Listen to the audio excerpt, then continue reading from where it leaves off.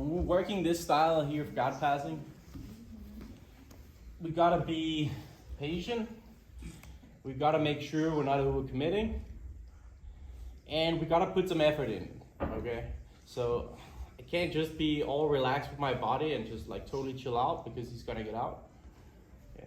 I gotta be tense, but I also gotta be ready to move. Right? If I'm too tense at certain points, like if I go here and I'm just like so tense here, it's easy for Oliver to roll me over, and because I'm tensing up, it's easy to move me. So let's say I'm here, I'm about to free my knee here. As soon as my knee pops out here, I know I'm in danger. Here, I'm in position, but I'm actually not tensing up that much. Oliver goes for his bridge.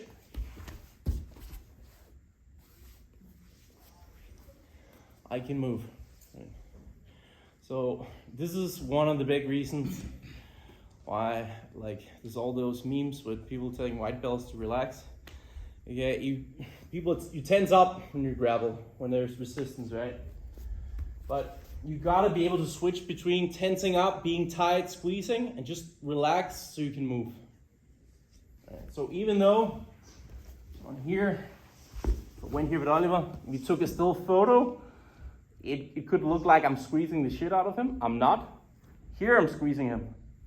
Right? But I can't be like this all the time. Maybe here I would give him a good squeeze if I'm trying to release my knee, but as soon as my knee's free, I'm relaxed, so I'm ready to move. If he tries to bridge, tries to move around, I'm nice and mobile. And then, once I get to a position where I need to hold him, now I can squeeze him a little bit. He moves around. All right. I follow him, I relax, walk up, go. All right. One of the great things about this control is there is a way we can punish our partner and go for a submission here. We can go for an arm triangle here. You see this a lot in competition when people panic on the bottom. So you pass the guard, get to here, get your points, you're in the lead. This guy is thinking, oh shit, I'm about to lose it all here. So he starts bridging, he starts moving around, and his elbow starts to get to this side of my head. Maybe a lot, maybe just a little bit, but maybe he's trying to turn into me here, right? And this elbow comes up here. Now we have a shot of attacking a good choke here, right? So once the elbow starts to pass my hand, I can help it, and I want to get past it here and bring my nose to the mat. Okay. From here, I can keep my hands locked, or I can keep them open. I just gotta make sure that I have kind of like a closed circle here, so there's not a spot where he can bring his arm out. You see here, between my thumb and my chin here, there's a spot. This is where his elbow gets out.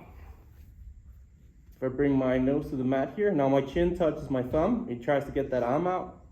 It's pretty difficult, and I don't need to use a lot of power here. From here, we want to go to mount, and then we want to go to the other side to finish the submission.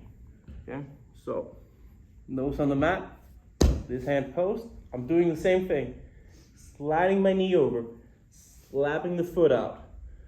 You can chill here and mount. Why is it good to go to mount first? Because I get my points, I get a good controlling position, and if I lose that arm, I'm still good. I'm still way further than when I started, okay? So I get to here, keep my nose on the mat. This here is out for base, so if he tries to roll me over, it's very, very difficult. From here, I want to look to dismount so I can put some pressure on the choke here.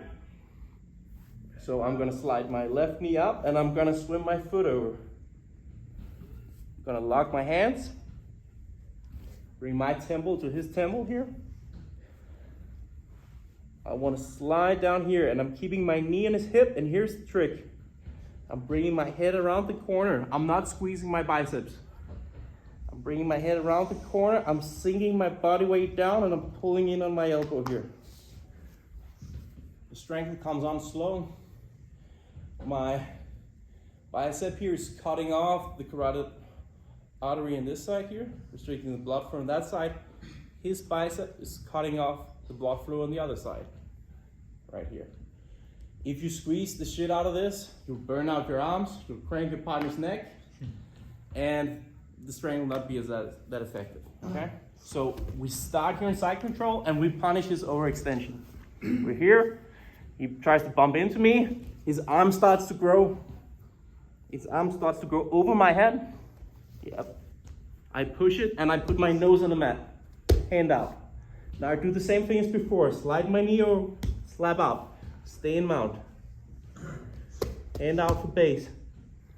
When I'm ready to go, check out the leg work here. Knee high, foot goes over the hip first, and then I slide back. From here, I'm just keeping my knee in his hip to keep his hip there, so he doesn't walk into me. Right. I lock my hands, keep my elbow wide so I don't get rolled over. Nose is on the mat. And here's the trick. My right hip touches the mat and my head goes around the corner. So I sink my body weight down and pull my elbow in. Guys, even if this choke fails, you can go right back into mount. You're still in a great position. You put a lot of stress on your partner. Right, and you still have plenty of options. They're still in trouble, okay? So let's try to work this submission here as the last part. Try to go through the whole thing without just trying to squeeze the shit out of the biceps here. It's more about bringing your head around the corner, closing this bicep, and let your body weight sink down into the choke. Okay, last thing for today. Let's try it on 3. 1, 2.